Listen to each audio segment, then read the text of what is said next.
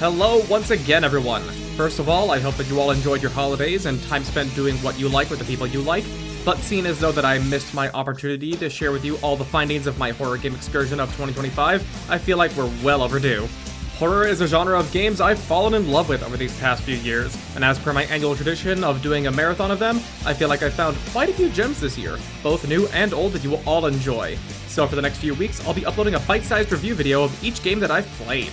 Now put down the eggnog, stop the New Year's countdown and take off those ugly sweaters, and sit back with some pumpkin pie and enjoy our annual delve into the world of horror games.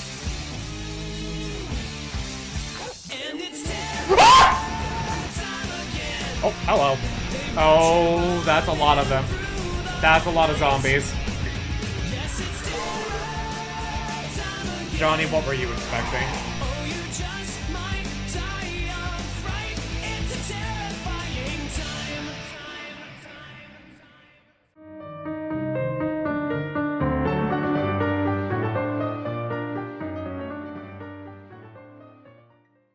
Alright, so I want to disclose right up front that the style of horror that I typically like is survival horror, in that you have to actually manage resources and inventory space in order to fight back against the horrors around you.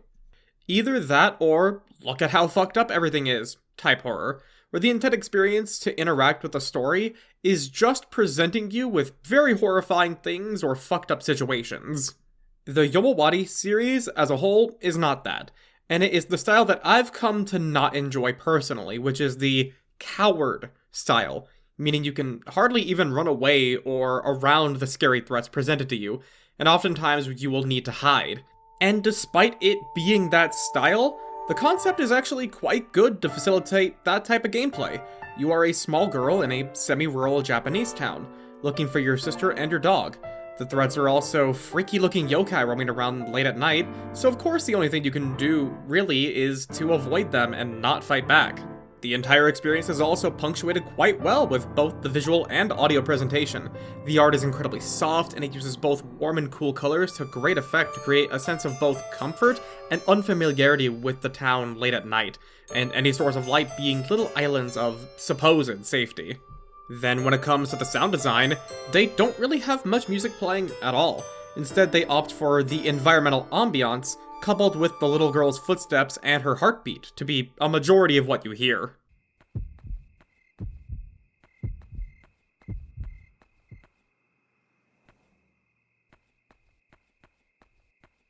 Putting these together, it offers immaculate vibes as you go about the town.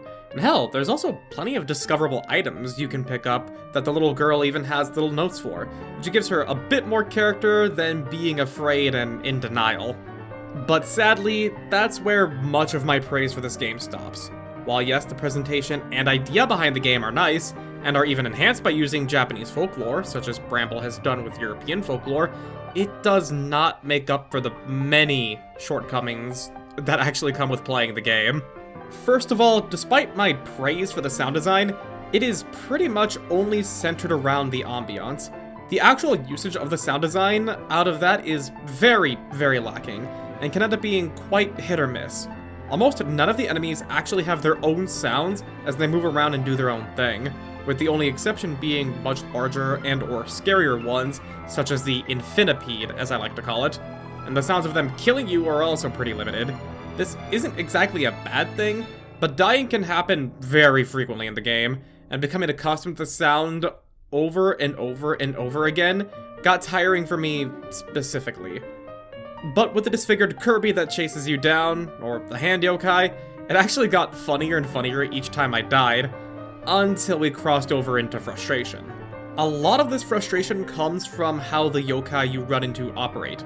Early on, you're likely not going to die that much, since the yokai and ghosts around are either just barely slower than you, and thus you can run away from them, or they're so easy to see ahead of time, you can just avoid them without any issues. But from the school and onwards, this becomes less and less the case. The dogs at the school will jump out and rush you, out of nowhere. Some enemies are invisible if they're not in your light. The fat fucks in Chapter 5 will always outrun you. The big hands are way too fucking big, and even with Mr. Yomawari's pathing being only straight lines, his speed and size is a death sentence if any other enemies are nearby to raise your heart rate. and I'll touch on the heart rate in just a moment.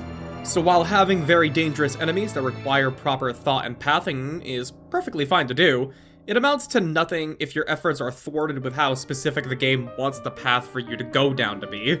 This isn't felt that much in chapters 1 through 3, unless you count the contextless position of the chicken coop and pool keys, despite a note saying that they were taken and nothing else. But in chapter 5, it gives the illusion of being able to tackle it in any direction you can figure out. But after 24 deaths, or more, and guidance from a viewer who had a guide open, it seemed like there was exclusively one path to take, and it was not made any bit obvious. And while chapters 6 and 7 were basically straight lines in terms of progress, chapter 6 was plagued with bullshit moments of that same Kirby-looking yokai chasing you down with almost no space to maneuver, or not enough distance for you to run, with other enemies around forcing your heart rate to skyrocket and thus drain your stamina faster. Which, hey, remember how I said I was going to talk about the heartbeat mechanic? Well, let's do that now. So to keep it brief, because you're playing as a scared little girl, your heart rate will very often increase, and that will have an effect on how long you can run. Makes perfect sense. And this is represented both through actually hearing her heart rate in the game when danger is close, supposedly, and having running burn more and more stamina the faster your heart rate is. While the idea is good, the execution is incredibly poor.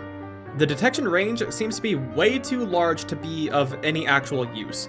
Many times it would go off and I would think there's danger nearby, but after doing a thorough 360 scan with some moving around, there was not a single threat anywhere near me. And then when it comes to the stamina drain, it caused me the most problems in chapter 6, where I had to go down an alleyway, but there was a weapon angel-like yokai I had to avoid. But as I'm running past it, that Kirby yokai comes plowing through, and because I burned way more stamina avoiding the first guy, I then get car crashed. Again, and again, and again. But you know what makes it even more annoying?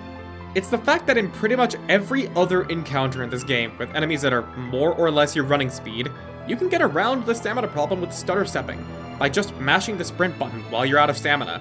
So this heart rate system is a faulty radar, and it largely has no impact on your ability to run away, unless it's in very specific encounters where you're more or less told to get bent and die repeatedly. Now the save points should be a point of grace to make all of this not as frustrating, especially since it doesn't bring you back to your previous save, but rather just a location, like a bonfire in Dark Souls. Hell, even the pickups like pebbles and coins, which are used for these save points, respawn as well. But the later into the game you get, the less and less frequent save points are. And this is especially worsened by the fact that the later into the game you get, the more willing it is to kill you, even without factoring in the flaws I've mentioned either. And this is especially felt in one specific part of Chapter 7. So as far as Yomawari goes, I can't really recommend Night Alone.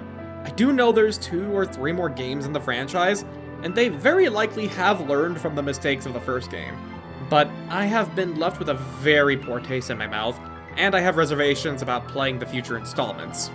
But if you are a fan of, or don't mind the style of horror game that Yomawari is, and you have roughly $30 to spend to get all the games, perhaps you'll have a better time with it than I have. And this is not to say the game is without merit. I do think its vibes and its premise are both exceptional, and definitely worth just sitting and chilling with. Beyond that, though, I'll leave that up to you.